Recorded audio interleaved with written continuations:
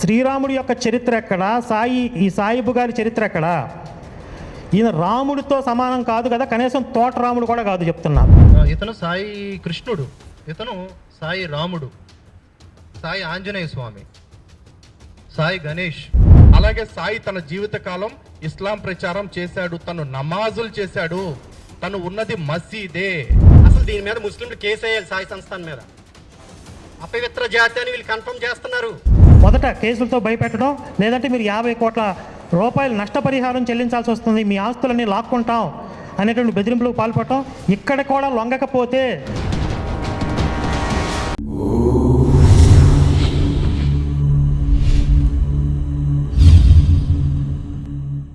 జై శ్రీరామ్. మీడియా మిత్రులకు, హిందూ బంధువులందరికీ నమస్కారం.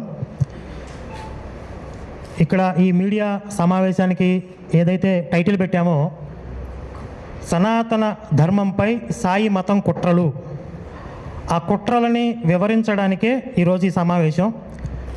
అయితే ఈ కుట్రలు ఎక్కడి నుండి ప్రారంభమయ్యాయి అంటే, సాయి సచ్చరిత్ర అనే ఒక పుస్తకం ఏదైతే వ్యాప్తిలో ఉందో, దాన్ని షిరిడి సంస్థాన్ ట్రస్ట్ వారు అధికారికంగా ప్రచారం చేస్తున్నారో, ఆ సాయి సచ్చరిత్ర నుండే సనాతన ధర్మం మీద కుట్రలు ప్రారంభమయ్యాయి. అవి వివిధ రూపాలుగా అనేక రకాలుగా దాడులు చేస్తూ ఉన్నారు.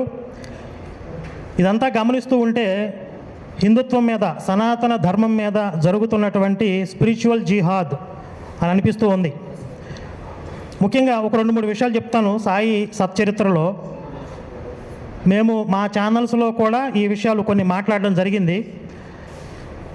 అత్యంత విద్రోహం ఏమిటి అని అంటే, సనాతన ధర్మంలో శ్రీరాముడి యొక్క ఉన్నతమైనటువంటి స్థానానికి కళంకం కలిగించే విధంగా, రాముడికి ద్రోహం చేసే విధంగా సాయి సచ్చరిత్రలో ఒక భాగం ఉంది. అందులో రామనవమి రోజు ఇస్లాం మతానికి చెందినటువంటి ఒక ఉత్సవాన్ని జరిపించాలి అని అక్కడ సాయిబాబాతో సన్నిహితంగా ఉన్నటువంటి ఒక వ్యక్తి ప్రతిపాదించటం, దానికి సాయిబాబా ఆమోదించటం, దాన్ని కొన్ని సంవత్సరాల పాటు నిరాటంకంగా శ్రీరామనవమి రోజు ఉరుసు ఉత్సవం అనేది షిరిడీలో జరిగింది. ఇది సాయిబాబా బ్రతికి ఉన్నటువంటి సమయంలో. శ్రీరామనవమి సంవత్సరానికి ఒక్కరోజే వస్తుంది. ఆ ఒక్కరోజు కూడా హిందువుల యొక్క భక్తి రాముడి మీద లగ్నం కాకుండా వాళ్ళని డైవర్ట్ చేయడానికి ఇస్లాం మతానికి చెందినటువంటి ఉత్సవాన్ని షిరిడీలో నిర్వహించారు. ఆ తర్వాత ఇంకొక భక్తుడు వచ్చి, శ్రీరామనవమి రోజు మనం రాముడిని కదా పూజించాల్సింది అని ఆ రోజు రాముడి ఉత్సవం జరగాలని ప్రతిపాదిస్తే, తప్పనిసరి పరిస్థితుల్లో బహుశా సాయిబాబా గారు ఒప్పుకోవడం జరిగింది. ఆ ఒప్పుకున్నది కూడా ఏదో మొహమాటానికో ఇంకొక కారణంతో ఒప్పుకొని, అదే రోజు రామనవమి రోజు ఉత్సవం చేసుకున్నటువంటి భక్తులని అకారణంగా పచ్చి బూతులతో సాయిబాబా విరుచుకుపడటం జరిగింది. ఇది సాయిబాబా సచ్చరిత్రలో స్పష్టంగా రాయబడి ఉంది. ఇది చదివిన తర్వాత ఏం అర్థం చేసుకోవాలి హిందువులు? సాయిబాబా గారు నిజంగా హిందువుల్ని, ముస్లింలని సమన్వయం చేయడానికి వచ్చినటువంటి అవతారం అని చెప్పి కొంతమంది ప్రచారం చేస్తూ ఉన్నారు. సమన్వయం చేయటం అంటే, ఇప్పుడు హిందువులతో రామనవమి రోజున ఇస్లాంకి సంబంధించిన ఉత్సవం చేయించారు. అదే రంజాన్ రోజు ముస్లింలతో రాముడికి సంబంధించిన భజనలు చేయించగలరా? చేయించాడా సాయిబాబా? చేయించలేదు. అలాగే హిందువులందరికీ దేవుడు అని ప్రచారం చేస్తున్నారు. ఏ ముస్లిం అన్నా ఆయన దేవుడిని ఒప్పుకుంటున్నాడా? ఏ క్రైస్తవుడైనా ఆయన దేవుడిని ఒప్పుకుంటున్నాడా? కాబట్టి ఇది కేవలం హిందువుల మీద మాత్రమే జరిగినటువంటి కుట్ర. అయితే ఆ రోజు షిరిడీకి మాత్రమే ఇది పరిమితం కాదు. ఈ రోజుకి కూడా చాలా చోట్ల షిరిడి సాయి మందిరాలలో శ్రీరామనవమి రోజు ఉరుసు ఉత్సవాలు చేస్తున్నారు. ఆ రోజు షిరిడీలో చేశారు కాబట్టి ఈ రోజు కూడా మేము కొనసాగిస్తాం. అంటే రామనవమి రోజు హిందువుల్ని రాముడికి దూరం చేసేటటువంటి ఆ కుట్రలో తెలిసో తెలియక చాలామంది హిందువులు కూడా భాగం అవుతున్నారు. ఇదొక కీలకమైన అంశం. ఇంకొకటి, సాయి సచ్చరిత్రలో 4వ అధ్యాయంలో ఏముంటుందంటే, షిరిడీయే మనకి పండరీపురం, షిరిడీయే జగన్నాథపురి, ద్వారక, షిరిడీయే గయా, షిరిడీయే విశ్వేశ్వరుడి కాశీ, షిరిడీయే రామేశ్వరం. Page number 42. షిరిడియే రామేశ్వరం కూడా, షిరిడియే మనకి బద్రీనాథ్, కేదార్నాథ్, షిరిడియే మనకి నాసిక, త్రయంబకేశ్వరం, షిరిడియే మహంకాళేశ్వరుడి ఉజ్జయిని, షిరిడియే మహాబలేశ్వరుడి గోకర్ణ క్షేత్రం. సాయితో సమాగమమే మనకు ఆగమ నిగమాలు అంటే వేదాలు, ధర్మశాస్త్రాలు. ఇక్కడ స్పష్టంగా హిందూ ఆధ్యాత్మిక క్షేత్రాలని దెబ్బ కొట్టేటటువంటి లేదా ఆ క్షేత్రాల యొక్క మహత్యాన్ని తగ్గించి ఆ క్షేత్రాల యొక్క ప్రాభవాన్ని వాటిపై దాడి చేసే విధంగా ఇక్కడ ఈ రచన మనకు కనపడుతూ ఉంది. మీకు షిరిడి గొప్పది అని రాసుకోవాలనుకుంటే ఎంత గొప్పదో మీరు రాసుకోండి, మీ సాయిబాబా ఎంత మహానుభావుడు గొప్పవాడు రాసుకోండి. కానీ హిందువులకి అత్యంత పవిత్రమైనటువంటి పండరీపురం, జగన్నాథపురి, ద్వారక, గయా, కాశీ, బద్రీనాథ్, కేదార్నాథ్, త్రయంబకేశ్వరం ఇలాంటి క్షేత్రాల పేర్లు చెప్పి అక్కడికి వెళ్ళేటటువంటి భక్తులకి వాళ్ళ మనసుల్లో ఇన్ని క్షేత్రాలు మనం తిరగలేం కాబట్టి ఒక్కసారి షిరిడి వెళ్తే సరిపోతుంది, ఇవన్నీ అవసరం లేదు, కేవలం షిరిడి వెళ్తే చాలు అనేటటువంటి ఒక విష బీజాలు హిందువుల మనస్సుల్లో నాటడం అవునా కాదా? ఈరోజు ఒక కంపెనీ ఏదైనా వస్తువును ప్రచారం చేసుకోవడానికి కూడా వాళ్ళ వస్తువు ఎంత గొప్పదో చెప్పుకోవాలి తప్ప పక్కోడి కంపెనీ వస్తువులు మంచివి కావు, నాణ్యత లేవు అని చెప్పడానికి రైట్స్ లేవు. అలాంటిది ఆధ్యాత్మిక పుణ్యక్షేత్రాల విషయంలో ఎప్పటి నుంచో వందలాది వేలాది సంవత్సరాల నుంచి నిర్మాణమై ఎంతోమంది భక్తులకి ఆధ్యాత్మికత బోధిస్తున్నటువంటి ఆ క్షేత్రాల యొక్క ఔన్నత్యాన్ని కించపరిచే విధంగా, అంటే షిరిడీలో ఒక కంపెనీ పెట్టారు, ఈ కంపెనీ యొక్క మార్కెటింగ్ పెంచుకోవాలి, అక్కడ వ్యాపారం పెంచుకోవాలి కాబట్టి హిందూ భక్తుల్ని డైవర్ట్ చేయడానికి జరిగినటువంటి కుట్ర. దీని మీద మేము లీగల్గా కోర్టుల ద్వారా అప్రోచ్ అవ్వాలనుకుంటున్నాం. వీలైతే తెలంగాణ హైకోర్టులో కానీ లేదా సుప్రీంకోర్టులో కానీ ఒక పిటిషన్ వేసి ఏ క్షేత్రాలను అయితే ఇక్కడ ప్రస్తావించారో షిరిడీ సంస్థాన్ నుంచి ఒక్కొక్క క్షేత్రానికి ఇప్పటి వరకు జరిగిన నష్టానికి పరిహారంగా కనీసం 100 కోట్లు చెల్లించాలి. ఇక నుంచి షిరిడీకి వచ్చే ఆదాయంలో కనీసం 50 నుంచి 75% ఈ క్షేత్రాలకి ట్రాన్స్ఫర్ చేయాలి అని చెప్పి ఒక పిటిషన్ కూడా మేము ఫైల్ చేయాలనుకుంటున్నాం లీగల్గా చర్చించి.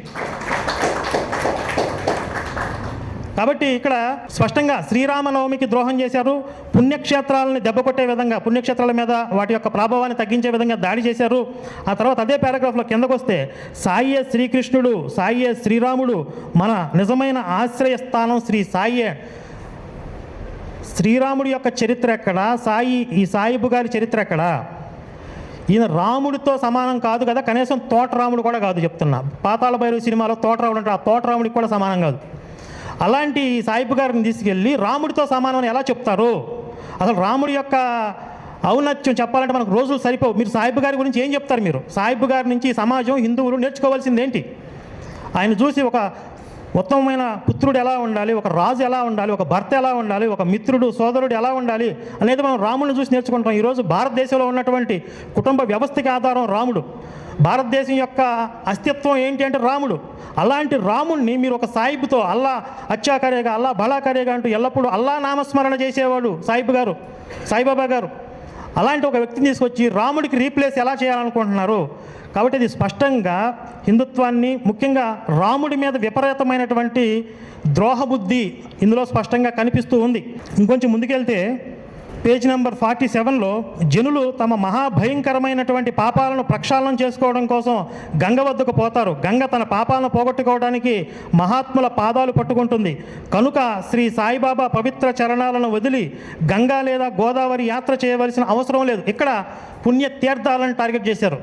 ఫస్ట్ శ్రీరామనవమి, తర్వాత పుణ్యక్షేత్రాలు, ఇక్కడ గంగా గోదావరి యాత్ర చేసేటటువంటి ఈ పుణ్యతీర్థ యాత్రలను టార్గెట్ చేశారు. అన్ని విధాలుగా కూడా హిందువుల్ని డైవర్ట్ చేసి షిరిడీ వైపుకు తరలించుకుపోవాలి, వాళ్ళ మార్కెటింగ్ పెంచుకోవాలి. పుణ్యక్షేత్రాల పేర్లు ప్రస్తావించి, గంగా గోదావరి పుణ్య నదుల పేర్లు ప్రస్తావించి వాటి యొక్క పవిత్రతని దెబ్బతీసే హక్కులు వీళ్ళకి ఎవరిచ్చారు? గంగ సాక్షాత్తుగా శ్రీహరి పాదాల నుండి ఉద్భవించింది అని చెప్పి మనకు శాస్త్రాలు చెప్తున్నాయి. 100 సంవత్సరాల క్రితం పుట్టినటువంటి ఈ సాయిబు గారికి ఏ శాస్త్ర ప్రమాణం ఉంది, ఏ శాస్త్ర ఆధారాలు ఉన్నాయి? ఈరోజు హిందువులు ఎంత దయనీయమైన పరిస్థితుల్లో ఉన్నారు అంటే ఎలాంటి ప్రమాణాలు లేకపోయినా ఒక మార్కెటింగ్ చేస్తే షిరిడీ బాబా గారిని నెత్తిమీద పెట్టుకున్నారు. ఇది ఇలాగ వదిలేస్తే రేపొద్దున ఇంకొక బురిడీ బాబా వస్తాడు. కాబట్టి హిందుత్వాన్ని నాశనం చేయడానికి హిందువులే ఎన్నో అవకాశాలు కల్పిస్తూ ఉన్నారు. కాబట్టి నిరంకుశంగా, నిర్భయంగా నిర్మోహమాటంగా ఈ సాయి మతం పేరుతో ఏదైతే సనాతన ధర్మం మీద జరుగుతున్నటువంటి దాడులు ఉన్నాయో వాటన్నింటిని తిప్పికొట్టాల్సిన అవసరం ఉంది అని చెప్పి ఈరోజు స్వచ్ఛ సనాతన వేదిక పేరుతో మేము అందరం కూడా ఇక్కడ మీడియా సమావేశం నిర్వహించడం, ఇంకా భవిష్యత్తులో కూడా మరిన్ని కార్యక్రమాలు నిర్వహించడానికి మేము తగిన కార్యాచరణని రూపొందించుకుంటూ ఉన్నాం. ఇవి సాయి సచ్చరిత్రలో ఉన్నటువంటి కొన్ని విషయాలు, ఇంకా చాలా ఉన్నాయి. ఇలాగా బిచ్చం అడుక్కొని బ్రతికే బ్రతుకు కాదు నాది. నేను గెలిగితే మీరందరూ సర్పయాగంలో పాములు వచ్చి పడ్డట్టు సాయిబాబా టాపిక్ లో అందరు ఏకమయ్యి యజ్ఞగుండంలో పడ్డారు. అందరి మీద ఎఫ్ఐఆర్లు అయినాయి. ఈ అబ్బా నేను ఒక్కనే తెలంగాణ, నేను వేసిన కేసులన్నీ చూస్తే మొత్తం ఆంధ్రోళ్ళని ఎవరో మీరు ఇక్కడికి వచ్చి బతుకుతున్నారు. సొంత దెంగేయండి ఇక్కడ నుంచి తెలంగాణ నుంచి ఆంధ్రాకి. పిచ్చి పిచ్చి మాటలు మాట్లాడితే మీ ఫోటోలతో బ్యానర్లు షిరిడీలో లేపుతా నాకు కొడక గల్లీలో గుద్ద బలదెంగుతారు గావకారీలు అందరు వచ్చి. ఈ వేలు ఎడబెట్టినవరా, ఎంతమందిని గెలికినావు, తీసేటప్పుడు సగమే బయటకు వచ్చింది. ఇంకొకసారి సాయిబాబా విషయంలో గెలకాలని చూసినావు అనుకో 10కి 10 మొత్తం దెంగేస్తాయి. కింద రాటు దింపితే నోట్లకెళ్ళి బయటకు వస్తుంది నాకు కొడకల్లారా. దెంగేంట్రా ఆంధ్రాకి ఫస్ట్, మీరు తెలంగాణ నుంచి దెంగండి ఫస్ట్ ఆంధ్రాకి. అమ్మ 700 కిలోమీటర్లు అవతలిందిరా చరిత్ర పాగల్సాలే. హైదరాబాద్ లో కూర్చొని మురుగుతా ఉంటావు పిచ్చుకు మరిగినట్టు. నీ గుద్దలు దమ్ముంటే షిరిడీకి రారా, గావకారీలతో నిన్ను కొట్టిస్తారా నాకు కొడక నిన్ను అక్కడ. ఏ बहुत चालाक आदमी है मगर बहुत चूतिया भी है, इसलिए फंस गया इन केसों में. शिरडी वाले इनको तो याद रख लो आप. इसका नाम दुवाड़ा शिव प्रसाद है. इसके जैसे 3-4 लोग हैं. ये है ललित कुमार, ये करुणाकर सुगुना, ये भास्कर किल्ली. आप एक चीज नहीं भूलना कि इसका चेहरा तो याद रख लो. ఇవన్నీ ఏంటంటే తెలుగులోను థ్రెటనింగ్, అలాగే అక్కడ కేసులు మాకు మహారాష్ట్రలో పెట్టారు, అదే షిరిడీలో పెట్టారు. మేము అక్కడికి వెళ్ళి న్యాయ పోరాటం చేస్తే ఎలాగూ అందులో కూడా మేమే గెలుస్తాం కనుక మమ్మల్ని కొట్టడానికి కూడా ప్లాన్ చేసేలాగా ఇవన్నీ కూడా కనిపిస్తున్నాయి. ఇవన్నీ ఏమైనా నిరాధారమైనటువంటి ఆరోపణల మాటల. చేతి వేళ్ళు అంటే కట్ చేసేస్తారంట, మా చేతి వేళ్ళు కట్ చేస్తారంట, రాడ్లు తోస్తారంట, పైనుంచి వస్తాయంట, గావకారీలతో కొట్టిస్తాడు. అక్కడ అలాగే గడప గడపకి వెళ్ళి మా ఫోటోలు కూడా ఇస్తారంట. కేసులు, బెదిరింపులు, హత్యా బెదిరింపులు, ఆర్థిక పరంగా ఒత్తిడి, ఇదంతా కాదా? ఇదంతా మేమేమన్యాయం చేశామని సంస్థానం చేయిస్తోంది ఇదంతా. ఎందుకంటే ఆ షిరిడీ సంస్థానం పెట్టినటువంటి కేసులన్నీ కూడా ఈయనే సాక్షి. ఇప్పుడు ఎవడైతే వీడియో ప్లే చేశానో ఈ వ్యక్తే సాక్షి. దానికి కూడా ఆధారాలు ఉన్నాయి. వాడే పెట్టుకున్నాడు, అతగాడే యూట్యూబ్లో పెట్టుకున్నాడు. నేనేరా మీ మీద ఎఫ్ఐఆర్ ఫైల్ చేసింది, నేనేరా సాక్షి, రెండరా చూసుకుందాం. ఓకే చూసుకుంటాం. మళ్ళీ వేళ్ళు కట్ చేసేయటం, రాడ్లు తోయడం, చంపేయడం ఏంటి మమ్మల్ని? ఇది దారుణాతి దారుణం కాదా? దీన్ని ప్రశ్నించకూడదా? ఇతను సాయి కృష్ణుడు, ఇతను సాయి రాముడు, సాయి ఆంజనేయ స్వామి, సాయి గణేష్. ఓకే, ఇవన్నీ ఇలాంటివి ఎన్నో చెప్పాలంటే ఏ వేదం చెప్తోంది, ఏ ప్రమాణాలు, ఏ శాస్త్రాలు చెప్తున్నాయి, ఏ ఆగమాలు చెప్తున్నాయి? ఇవి కావా అవైదికాలు? ఇవి కావా ప్రశ్నించడానికి సరిపోయేటటువంటి ఆధారాలు? తెలంగాణ, ఆంధ్ర అంటే ఆ భాష నేను మాట్లాడలేను. వెళ్ళిపోండ్రా మీరు, ఆంధ్ర వాళ్ళు ఇక్కడెందుకురా ఉన్నారు, తెలంగాణ నుంచి వెళ్ళిపోండ్రా అని చెప్పి మీరు విన్నారు కదా.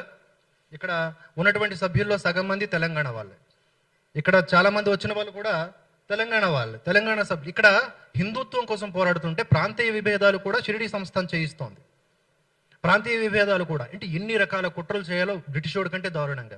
ఈ ప్రశ్నలు అడిగినందుకు ఈరోజు మా మీద 50 కోట్ల రూపాయలకి పరువు నష్టం దావాలు వేయటం జరిగింది షిరిడీ సాయి సంస్థాన్ వాళ్ళు.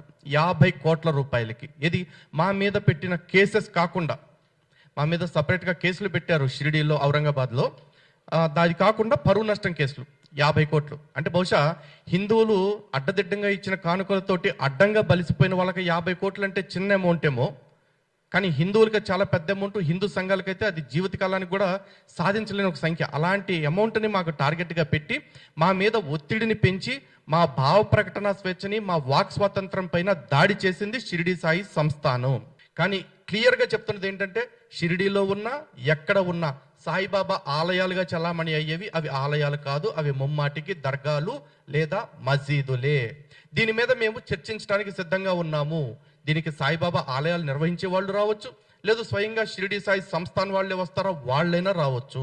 ఇప్పుడే కరుణాకర్ గారు కొన్ని చెప్పడం జరిగింది. షిరిడీయే మనకి పండరీపురము, షిరిడీయే బదరి, కేదారం, రామేశ్వరం, గయా, ఇంకా అన్ని చెప్పడమే కాకుండా చివరికి గంగా గోదావరి తీర్థయాత్రలు కూడా చెయ్యొద్దు అని చెప్పి ఆ పుస్తకంలో రాశారు. అంటే 2 సంవత్సరాల క్రితం మనకి ఏదైతే కుంభమేళా జరిగిందో ఆ కుంభమేళా హిందువులందరూ కూడా పిచ్చెక్కెళ్ళారు, అన్ని కోట్ల మంది.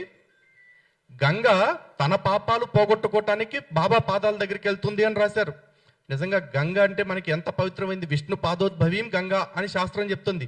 విష్ణువు యొక్క పాదాల నుంచి వచ్చిన గంగని మనం తాకినంత మాత్రాన, ఇంకా చెప్పాలంటే గంగా గంగా గంగా అని స్మరిస్తే కూడా మన కొన్ని పాపాలు తెలియకుండానే పోతాయని శాస్త్రం చెప్తుంది. అలాంటి గంగకి పాపాలు అంటించి మన దేవీ దేవతల్ని, మన క్షేత్రాల్ని, మన ఆలయాల్ని, మన అవతార పురుషుల్ని అవమానిస్తుంది ఈ సాయి సంస్థాను, సాయి భక్తులు. కావాలంటే వెనకాల ముద్రించిన ఆ ఫొటోస్ కూడా చూడండి ఒకసారి. సాయిబాబా శివలింగం మీద కూర్చుంటాడు, సాయిబాబా ఆదిశేషుడి మీద కూర్చుంటాడు, సాయిని రాముడు అంటారు, సాయిని కృష్ణుడు అంటారు. మా రాముడు కృష్ణుడి గురించి పుస్తకాలు చాలా గొప్పగా చెప్పాయండి. పుంసాం మోహన రూపాయ పుణ్య శ్లోకాయ మంగళం అని చెప్పారు. మరి ఇక్కడ బాబాని రాముడు అవతారంలో చూస్తుంటే తినే పిల్లోడు తినటం కూడా మానేసేలాగా తయారు చేసేసారు. ఇవి మేము ప్రశ్నించకూడదు. మా ధర్మాన్ని వీళ్ళు ఎంతైనా అవమానించవచ్చు, మా దేవీ దేవతలను ఎంతైనా కించపరచవచ్చు. మేము తిరిగి ప్రశ్నిస్తూ ఎలా రాముడయ్యాడు, ఎలా కృష్ణుడయ్యాడు అని అడిగితే దానికి సమాధానం చెప్పకపోగా ఇలాంటి తప్పుడు కేసులు మా పైన పెట్టారు. ఇది కాశీ విద్వత్ పరిషత్ వాళ్ళు. సనాతన ధర్మానికి అత్యంత ప్రామాణికమైన వ్యవస్థ ఈ కాశీ విద్వత్ పరిషత్తు. చివరికి జగద్గురు బిరుదు ఎవరివ్వాలి అంటే కూడా అది ఇవ్వాల్సిన వాళ్ళు ఈ కాశీ విద్వత్ పరిషత్ వాళ్ళే. అటువంటి కాశీ విద్వత్ పరిషత్ వాళ్ళు ఇచ్చిన స్టేట్మెంట్ ఏంటంటే, సాయి భగవాన్ గురు అవతార్ సంత్ నహి బంద్ హో పూజ అని చెప్పారు. ఆయన భగవంతుడు కాదు, అవతారం కాదు, గురువు కాదు, కనీసం సాధువు కూడా కాదు. Saibaba is a fakir, he's a Sufi, he's a Muslim. ఇది వాళ్ళు చెప్తున్న మాట.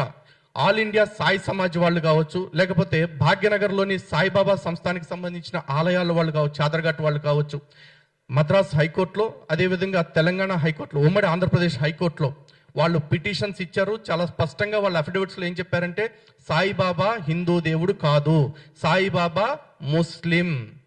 అలాగే సాయి తన జీవితకాలం ఇస్లాం ప్రచారం చేశాడు, తను నమాజులు చేశాడు, తను ఉన్నది మసీదే. అలాగే సాయిబాబా మందిరాలుగా చలామణి అవుతున్న వాటిల్లో ఇవి మందిరాలు కావు అన్న విషయాన్ని వాళ్ళు క్లియర్ గా అఫిడవిట్స్ ఇవ్వటం జరిగింది. అఫిడవిట్స్ ఎండార్స్ చేస్తూ అప్పటి హైకోర్టులు తీర్పులు కూడా ఇవ్వటం జరిగింది. సో ఇవి దేవాదాయ శాఖ పరిధిలోకి ఉండాల్సిన అవసరం లేదు అన్న విషయాన్ని కూడా స్పష్టంగా చెప్పారు. సాయిబాబా దాదాపుగా ఉన్న దగ్గర నుంచి ఇప్పటి వరకు కూడా ఒక చర్చ అయితే మాత్రం చాలా గట్టిగా జరుగుతూ ఉంది. అదేంటి అంటే, సాయిబాబా హిందువా ముస్లిమా, దీని మీద జరుగుతుందండి. చర్చ అంతా దీని మీదే ఉంది. ఈ బుక్ ఏమీ మేము రాసింది కాదు, సాయిబాబా సంస్థాన్ ట్రస్ట్ వాళ్ళే రాసింది. కాకపోతే ఇక్కడ చిన్న విచిత్రం ఏంటంటే, ఈ బుక్ 700 పేజీల బుక్ అండి ఇది. ఇప్పుడు ప్రస్తుతానికి బుర్ర గొరిగినట్టు దీనికి మొత్తం గొరిగేసి 300 పేజీల వరకు తీసుకొచ్చారు. ఎందుకు అలా చేశారు? కారణం ఏంటి? ఎందుకంటే దీంట్లో సాయిబాబా తాలూకు నిజాలన్నీ బయటపడతాయి కనుక. అందులో కూడా 1-2 దగ్గరలా సాయిబాబా స్వయంగా నేను ముసల్మాన్ అని చెప్పినట్టుగా ఉంది. ఇన్ ఫ్యూచర్ అది కూడా తీసేసే ప్రమాదం కూడా ఉందండి. అది కూడా నేను మీకు చెప్తున్నాను. 5వ అధ్యాయంలో ఆయన నోటి నుండి ఎప్పుడు అల్లా మానిక్ అనే పదం జాలువారేది. బాబా నిరంతరం ఆయన గుణగానాన్ని ఆలపిస్తూ ఉండేవారు. నెక్స్ట్ పేజ్కి వెళ్దామండి. 73 పేజీలో ఇక్కడ వాళ్ళు ఏం చెప్తున్నారంటే, ముస్లిం అందామా అంటే ఆయన చెవులు కొట్టబడి ఉండేవి, హిందూ అందామా అంటే సుంతి చేసుందంట. సుంతి ఎవరైనా సరే వేరే వాళ్ళు చేసుకుంటారండి, ముస్లిం తప్ప. పేజ్ నెంబర్ 77 అండి. ఆయన ఏమనేవారంటే హకీం అని పిలిచేవారు అనమాట. హకీం అని అంటే అర్థం ఏంటి అంటే ముస్లిం డాక్టర్, ముస్లిం వైద్యుడు అని అర్థం అనమాట. వైద్యుడు అని పిలవచ్చు కదా, ఆయన్ని ముస్లిం డాక్టర్ అని ఎందుకని వాళ్ళు హకీం అని ఎందుకు పిలిచేవారు అంటే, అప్పటి ప్రజలకి క్లియర్గా క్లారిటీ ఉంది. అంతేకాదండి, ఆయన్ని పిచ్చి పకీర్ అని కూడా పిలిచేవారు.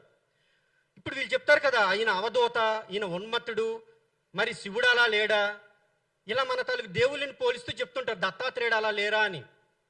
కానీ అప్పటి వాళ్ళకి చాలా క్లియర్గా తెలుసు ఆయన పిచ్చి పకీర్ అని. ఆయన ఏం చేసేవాడు అంటేనండి, మనకి అత్యంత పవిత్రమైన అగ్నిగుండం, దాన్ని దుని అంటారు కదా, అక్కడ మలమూత్ర విసర్జన చేసేసేవాడు ఆయన. మరి మా దేవుల వరకు ఎందుకు తీసుకున్నారు? ఆయనే స్వయంగా అల్లా అని కానీ, లేకపోతే ఆయనే స్వయంగా యెహోవా, లేదా ఆయనే స్వయంగా జీసస్ అని ఉండాల్సింది కదా. అనుంటే ఏం జరుగుండేది? ఆ షిరిడి సంస్థానం ఉండుండేది కాదు, సాయి కూడా ఉండుండేవారు కాదు. అందుకే వాళ్ళకి ఈజీ టార్గెట్ ఎవరు అంటే హిందువులు. సాయిబాబా ఏమన్నాడంటేనంట, నేను ఒక ముస్లిం అని, పేజ్ నెంబర్ 122 అండి, సాయిబాబా స్టేట్మెంట్ కింద ఉంది ఇది. నేను ఒక ముస్లిం అని, ఆయన ఒక బ్రాహ్మణుడని తెలిసినా కూడా ఆయన వచ్చి నన్ను ఆయన గురువు అనుకొని ఆయన నాకు బొట్టు పెట్టాడు, నాకు అది నచ్చింది అని చెప్పాడు అనమాట. ఇక్కడ ఇంకొక పదం కూడా వాడాడండి ఆయన, నేను అపవిత్ర జాతిలో పుట్టిన ముస్లిం. అర్థమవుతుందా? అసలు దీని మీద ముస్లింలు కేసు వేయాలి సాయి సంస్థాన్ మీద. అపవిత్ర జాతి అని వీళ్ళు కన్ఫర్మ్ చేస్తున్నారు. సో ఇక్కడ క్లియర్గా మనకు అర్థమవుతుంది ఏంటి అంటే సాయిబాబా ముస్లిమే. మా మీద కేసులు పెట్టడానికి 2 కోట్ల రూపాయలు అఫీషియల్గా ఖర్చు పెడుతున్నారు. అలాగే చంపుతాం, నరుకుతాం, రాడ్లతో కింద నుంచి తోస్తే పైకి వస్తుంది అని ఓపెన్గా వాళ్ళు చెప్తున్నారు. ఇప్పుడు ఈ పర్సన్ అనేవాడు ఇండివిజువల్గా మేము చూడట్లేదు. అతను షిరిడీ సాయి సంస్థాన్ ట్రస్ట్ వాళ్ళు అతను వెనకాలను నడిపిస్తున్నారు. వాళ్ళు పెట్టిన కేసులన్నింటికీ ఇతను చెప్పినటువంటి విట్నెస్సే, ఇతను ఇచ్చిన విట్నెస్సే ఆధారం. కాబట్టి ఇతనితో బెదిరింపులు కానీ కేసులు కానీ ఇవన్నీ కూడా షిరిడీ సాయి సంస్థాన్ ట్రస్ట్ వెనకాలండి నడిపిస్తుంది. వాళ్ళు క్లియర్గా అర్థమైంది. సాయి సచ్చరిత్రలో సాయి గురించినటువంటి నిజాలని వాళ్ళు డిఫెండ్ చేసుకోవడానికి వాళ్ళకి సాధ్యం కాదు. కోర్టుల్లో కేసుల్లో గెలవలేము.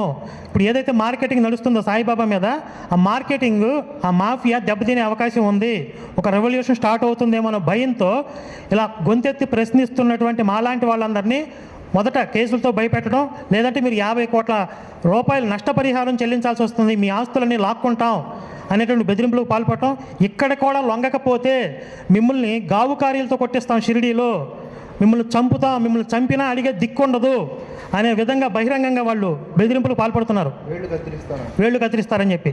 అంటే వీళ్ళకి ఒక రాజ్యాంగం అంటే, చట్టాలంటే గౌరవం లేదు.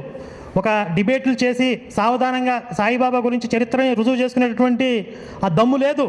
కేవలం వీళ్ళు ఒక అండర్ వరల్డ్ మాఫియా లాగా సాయి పేరుతో ఏర్పడినటువంటి ఈ అండర్ వరల్డ్ మాఫియాని అఫీషియల్గా షిరిడీ సాయి సంస్థ నడిపిస్తుంది.